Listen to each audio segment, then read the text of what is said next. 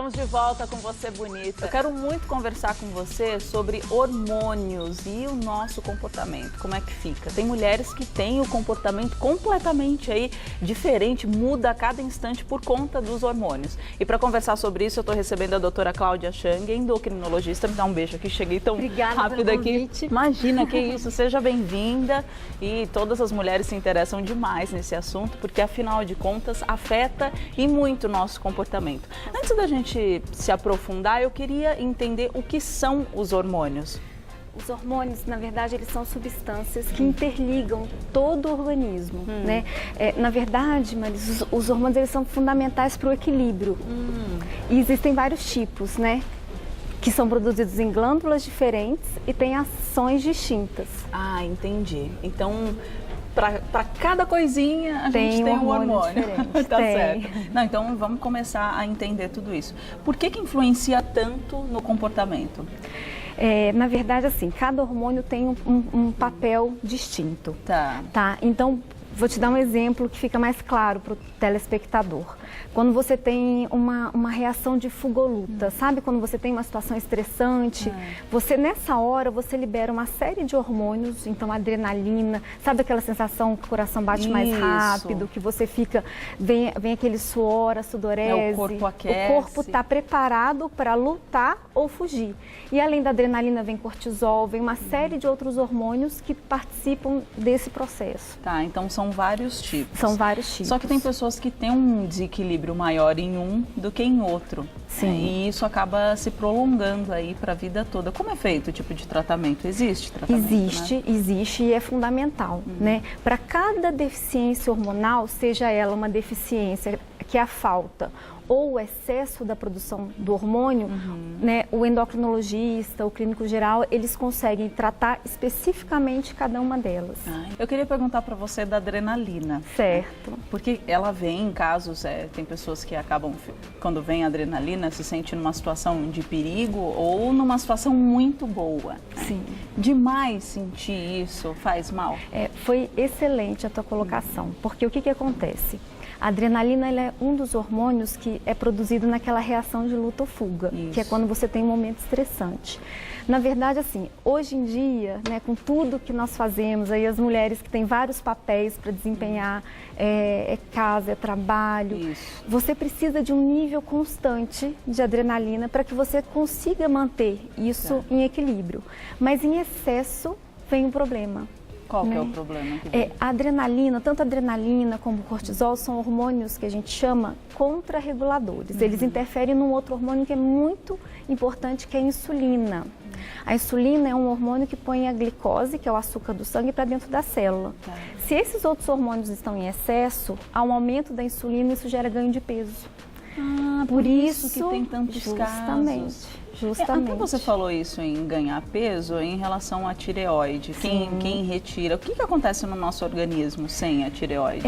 O hormônio produzido pela tireoide ele é importante para todas as nossas funções. Se ele fica em falta, que é o hipotireoidismo, todas as nossas funções ficam lentificadas. Quando existe a necessidade de fazer uma cirurgia e tirar a tireoide, ou existe algum problema ligado ao hipotireoidismo, como que é feito o tratamento? Se dá o hormônio pronto e aí restabelece a função. Tá. E quem tem disfunção da tireoide, como que faz o tratamento? Porque tem pessoas que mesmo fazendo o tratamento todo não consegue equilibrar o peso e tudo mais. Como que é feito isso? Na verdade, o tratamento, na maioria ele vai depender especificamente da causa, né? Os quadros de hipotireoidismo, que é a glândula fraca, geralmente são casos que a gente tem que manter o hormônio para o resto da vida e entrar em equilíbrio. Alguns casos não é necessário, mas a maioria sim. E a outra alteração mais comum, que é o hipertireoidismo, a glândula produz muito hormônio, muitas vezes você tem que entrar com um tratamento específico para ela reduzir um pouco a função. E tudo isso altera o humor da mulher? Muito. Por isso que a gente é louca. Mas não é? É muita mudança, é uma explosão de coisas, né? É isso que eu ia falar, as endorfinas, né? As endorfinas, eles são... quem que é a endorfina? A endorfina é um hormônio relacionado ao prazer. Ele é produzido muito quando a gente faz atividade física. E por isso que existe a relação de você sentir prazer com a atividade física. Mas sabe qual outra situação que também aumenta muito a endorfina? Qual? A maioria das mulheres vai se identificar agora. O quê? O chocolate. Ah, por isso! Por isso é que você tem uma sensação de prazer com a ingesta, usualmente, do alimento doce. Qual que é o problema? A secreção da endorfina, quando você come o chocolate, ela é muito súbita. Aumenta e logo cai. Por isso que você quer tanto. Justamente. Olha que interessante isso. E como que faz para controlar isso tudo? É comendo chocolate? Não, aí a atividade física ajuda muito. Tá, vai na atividade física, já tem o equilíbrio aí todo. Maravilha. Gostei. E os estrogênios? Os estrógenos, eles são hormônios que estão na fase do ciclo reprodutivo da mulher, assim como a progesterona, né?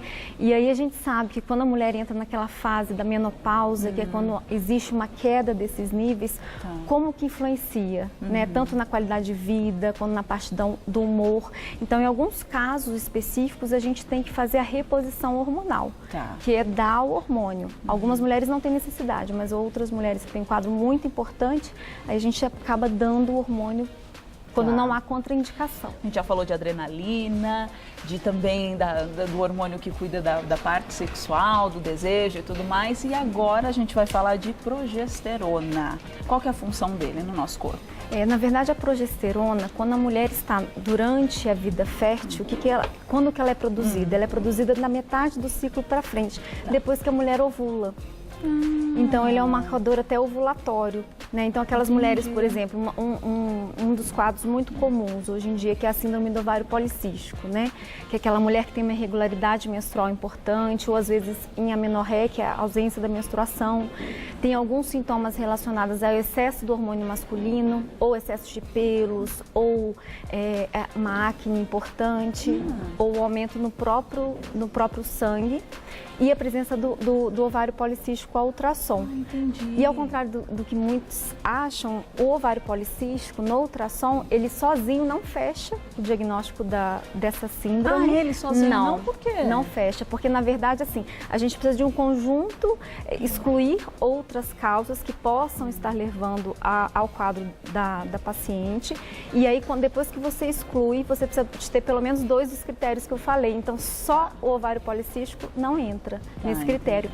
E aí, essa mulher que tem o ciclo anovulatório, ela não produz a progesterona, pela ausência da ovulação, geralmente. Então, e tratamento para isso? Existem vários injeções, remédios? Com certeza. E é muito importante. O tratamento regular e precoce leva a uma mudança, porque a síndrome do ovário policístico, a gente hoje acredita que ela predispõe muito a um quadro maior que a gente chama de síndrome metabólica também, que é aquele excesso da insulina, aumento da pressão arterial, alteração da glicose, que é o açúcar no sangue. Não, ficou entendido. Para tudo tem tratamento, para tudo que a gente falou aqui, tem como tratar, é bom não deixar, porque senão pode se agravar, enfim. E faltando algum desses hormônios que a gente está falando, o que acontece no nosso corpo? Assim, é possível desenvolver alguma doença? Com certeza. Cada um dos hormônios, eles têm um papel e uma função específica. Então, tanto a falta como o excesso precisam ser diagnosticados regularmente por um médico e tratado especificamente a causa. Como que é feito o diagnóstico geral? Porque são tantos hormônios, eu imagino que é uma investigação. Justamente. Eu brinco que assim, o médico é como se fosse um detetive, né? Então, assim, com a história de cada um, você começa a ter uma suspeita de qual que pode ser o hormônio que esteja em excesso ou em falta, e aí você norteia a tua investigação por exames, né? Os exames de sangue, os exames complementares, muitas vezes também nos auxiliam muito. E a melatonina? A melatonina a melatonina é um hormônio muito interessante, assim, e um pouco controverso também, né? Quem que produz a melatonina? É a pineal. É uma glândula que a gente tem que produzir a melatonina, ela é produzida durante o sono. E o que a gente sabe, o que a gente tem visto hoje em dia? Com o os dias, assim, a inversão de ciclo, noites mal dormidas. Hoje em dia a gente está tendo cada vez mais um período de sono noturno reduzido. Tá então mesmo. a gente tem visto uma alteração muito grande no ciclo de secreção de melatonina. E um dado interessante, essas pessoas que têm uma dificuldade para dormir, ou têm uma alteração de sono, a apneia do sono, essa alteração leva a uma mudança de tanta secreção hormonal que, por exemplo, leva a uma dificuldade para emagrecer. Ah, tá.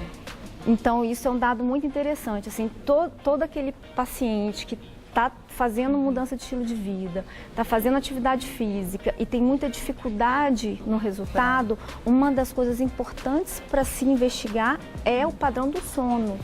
Tá, então até pessoas que têm casos gravíssimos de insônia, é bom fazer algum determinado exame aí para ver o que de repente pode ser esse problema, é só fazer uma reposição e consegue dormir bem, é isso? Na verdade assim, são várias as causas, são vários os distúrbios do sono. A gente sabe que tem muita correlação de excesso de peso com a apneia do sono. O que é a apneia? É aquele indivíduo que geralmente ronca, e aí no final do ronco ele para de respirar. E aí o que acontece? Lembra dos hormônios que eu te falei, do estresse, o cortisol, a adrenalina? O que é produzido quando esse indivíduo entra em apneia? Justamente esses hormônios. E aí você tem uma alteração na secreção da insulina, uma resistência à insulina. Então é como, para os telespectadores entenderem, é como se à noite, em vez de dormir, você estivesse comendo um bolo de chocolate. Tá. A gente sabe que cada hormônio interfere de uma forma distinta na questão da ação específica de comportamento. Então, por exemplo, mulheres que estão com uma disfunção da tireoide, com hipotireoidismo, que é a tireoide mais lentificada, geralmente tem um quadro associado depressivo. Então, pode acontecer. Tá. Assim como mulheres que têm uma disfunção para maior produção do hormônio tiroidiano, pode ter muita labilidade emocional, que é o quê? Uma hora tá chorando, outra hora tá rindo, chora na propaganda. Mas assim, a gente é normal assim já, né? Quem dirá se tiver algum distúrbio aí. E tem anticoncepcionais com progesterona também. Sim. E dizem que altera bastante ou não? Hoje em dia, a maioria dos contraceptivos que nós lançamos uso, os ginecologistas, tem doses menores, né, de hormônios. Então, hoje em dia, a alteração em comportamento por essa ação específica é muito reduzida. Tá. A gente não falou de testosterona, não, ainda não. É que é tanto nome. É muita coisa, não. Vamos falar um pouquinho, que é bom e é interessante a gente entender como funciona. A testosterona é um hormônio masculino, né? Ela é produzida no homem pelos testículos e na mulher, quem produz a testosterona? Parte é produzido no ovário e parte é produzido na adrenal, que é uma outra glândula que a gente tem, que também produz os hormônios ligados à parte de hormônios masculinos. Lógico que na mulher, a quantidade de hormônio masculino é muito menor. É menor. Mas ele existe, né? Então, assim como na mulher, chega uma fase na vida em que o ovário para de produzir os hormônios femininos, no homem isso também acontece, né? Que existe a parada da produção da testosterona, que seria a andropausa, igual, como para a mulher seria a menopausa. Agora, o interessante é que o homem, ele não tem tantos sintomas igual a mulher. A mulher, você sabe exatamente a hora que entra na menopausa. O homem, não. O homem pode vir um cansaço progressivo, um desânimo progressivo, uma queda de desejo sexual, mas que ele correlaciona ao estresse do trabalho, à correria. Então, é muito importante manter um segmento regular e uma análise contínua desses níveis hormonais. E a mulher tem o hormônio oxitocina, é isso? Tem. Que deixa mais sensível? Tem. Na verdade, tanto o homem quanto a mulher, né? A ocitocina, ela é um hormônio que é estocada na hipófise. A hipófise é a glândula que a gente chama de glândula mestre, né? Ela que regula praticamente todas as glândulas do organismo. Mas a mulher tem demais ou não? Porque a mulher é muito sensível. Você sabe que a ocitocina, ela é muito estudada pela parte da psiquiatria.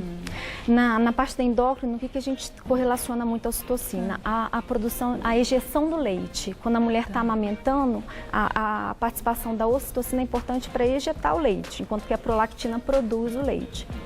E existe uma correlação grande de personalidade, alteração de personalidade, a questão do instinto materno relacionado à produção da ocitocina.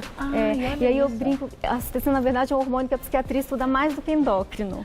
Mas é bom a gente saber, eu não tinha ideia disso. Nossa, tem alguns hormônios que geralmente não são tão conhecidos. Por exemplo, a gordura produz hormônio. Eu também vi que o intestino também produz um hormônio. Também. Tudo produz hormônio. Justamente. É uma conversa toda, em vários órgãos acabam produzindo hormônio. Por isso que tem a necessidade de fazer toda essa investigação. E se a gente fosse falar de todos assim, ia durar muitos programas. Iam entrar vários. Mas num sentido geral, altera muito o comportamento. Sim. A gente precisa avaliar essas mudanças bruscas, porque essa mudança repentina de humor também não é normal. Então, isso a gente fala prolongado, não com uma situação corriqueira que você tenha vivenciado aí, ficou um pouco chateado. Não é isso. A gente fala de uma alteração aí a longo prazo, não é? Sim. Aí é bom ficar de olho, ver exatamente o que está acontecendo e informar o médico para fazer esse diagnóstico, que eu já vi que é uma investigação que leva um bom tempo, não leva, doutora? Com certeza. O mais importante realmente é o indivíduo sempre manter um segmento regular, um acompanhamento e nunca usar nada sem orientação e supervisão de um profissional. Tá. É possível uma criança nascer sem hormônios? Sim, existem alterações genéticas que levam à disfunção desde a fase da infância. Então a gente tem tanta possibilidade de hipotireoidismo congênito, pela malformação da tireoide, tem a má formação, a hipófise que eu acabei de falar, que é a glândula mestre, também pode não desenvolver. Então existem várias doenças sim que podem nascer com o indivíduo. Tá certo. Doutora Cláudia, muito obrigada. Foi um prazer. Por mim eu ficava aqui horas falando, mas a gente já viu, né? Qualquer desequilíbrio que tiver aí e tudo mais, é bom a gente dar uma olhadinha e ver, porque não é normal ficar tão desequilibrada assim. E às vezes está sofrendo à toa. Vai lá fazer o diagnóstico, fazer essa investigação que a gente consegue ver o resultado final aí logo e para de ficar sofrendo. Doutora, muito obrigada pela sua participação. Obrigada pelo convite, um prazer. Então, beijo, obrigada mesmo, viu?